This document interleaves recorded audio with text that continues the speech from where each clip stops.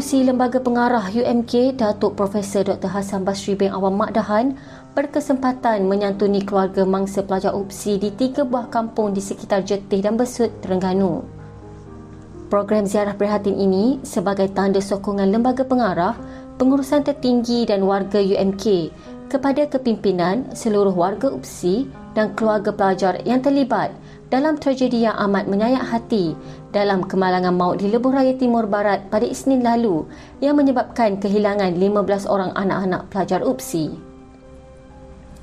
Sumbangan turut disampaikan oleh Yang Berbahagia Datuk Pengerusi kepada 3 waris mangsa pelajar iaitu Almarhumah Nurlis Sahirah dari Kampung Gong Pasir, Almarhum Muhammad Adib Hazim dari Kampung Pasir Badak dan Almarhumah Nurul Fatihah dari Kampung Gonduek.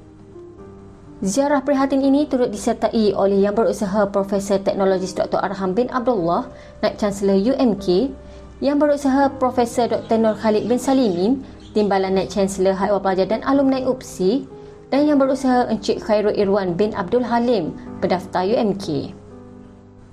Semoga almarhum dan almarhumah 15 orang anak-anak UPSI tersebut ditempatkan Allah di syurga Firdaus dan diberikan kesabaran kepada semua keluarga mangsa pelajar yang terlibat dalam menghadapi ujian yang amat berat ini.